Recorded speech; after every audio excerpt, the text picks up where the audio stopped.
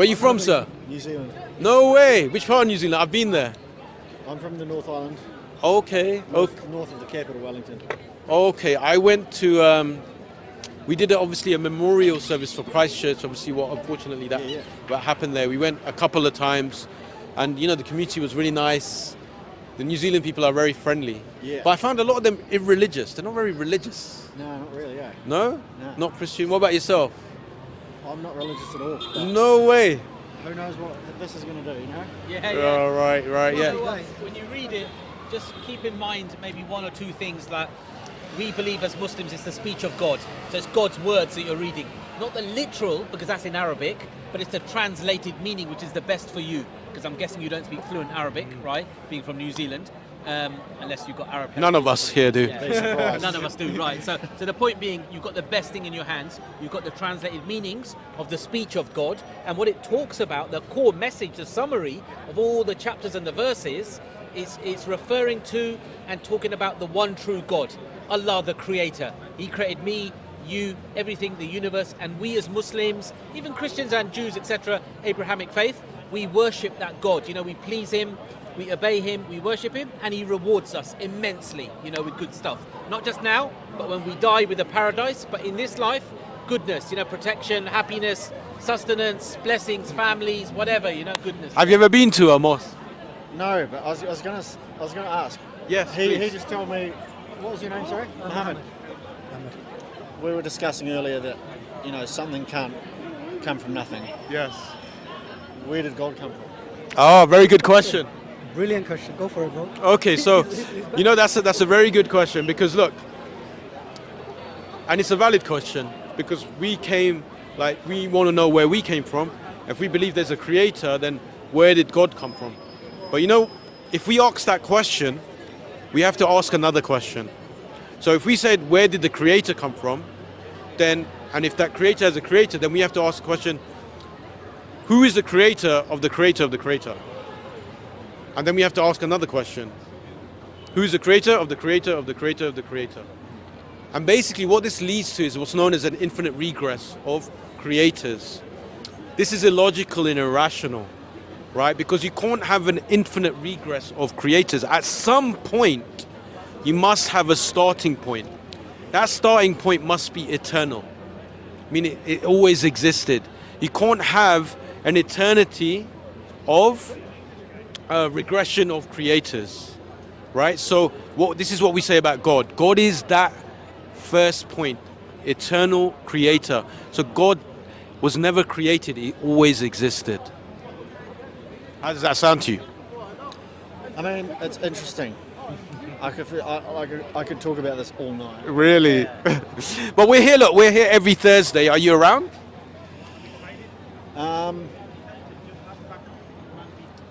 No, I mean, I'm working in Gravesend. Okay. But what else was I going to say? You said you could talk about this all night. Yeah, no, there's something I was going to ask.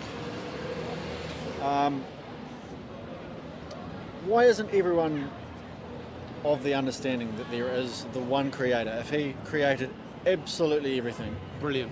then this wouldn't be necessary. You would understand Good question. that myself, those people over there, were all on the same page without having to read anything at all.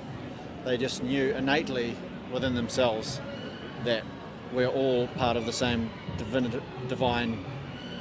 Brilliant question. And it's mentioned in the Quran, it talks about that if God had willed, He could have made everyone a believer, right? But it all comes back down to purpose.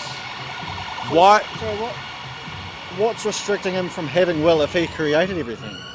Say that again. What is restricting Him from having free will if He created everything?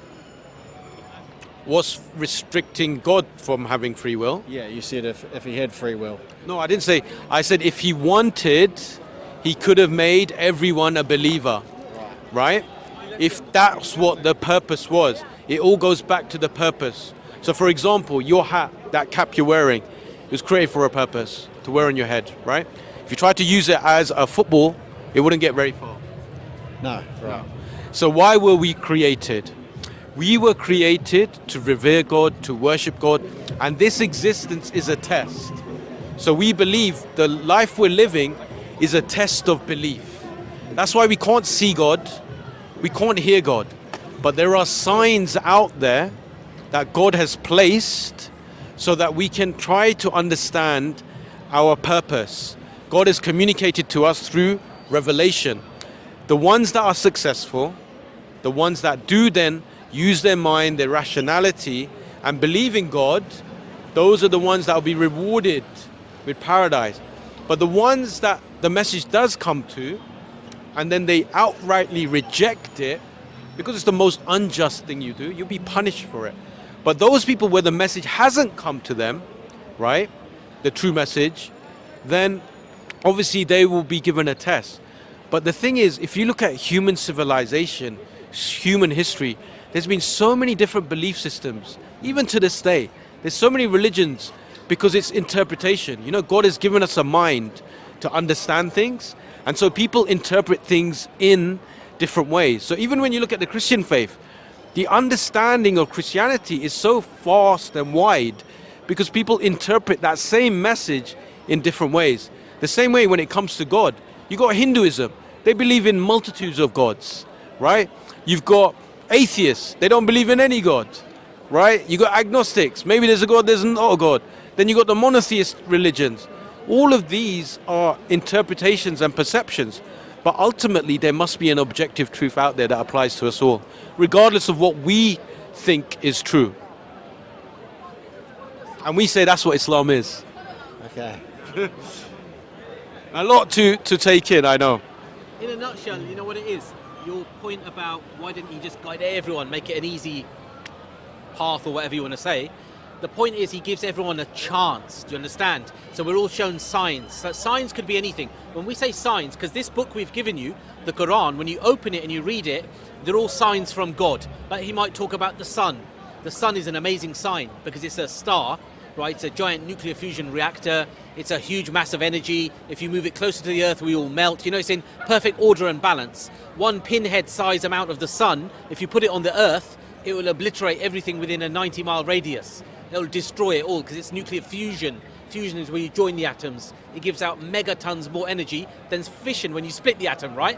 In other words, the signs are immense, right? We just look on you're driving in, I don't want to say Perth, it's probably the wrong bit of New Zealand, but you're driving in New Zealand, lovely Kiwi, whatever, you know, driving along, and you see the sun, it looks beautiful, you know, the sunset, and you're enthralled, you're like, it's so beautiful. The oranges, the reds, the yellows, the sunset, but at the same time, that is that giant nuclear fusion reactor.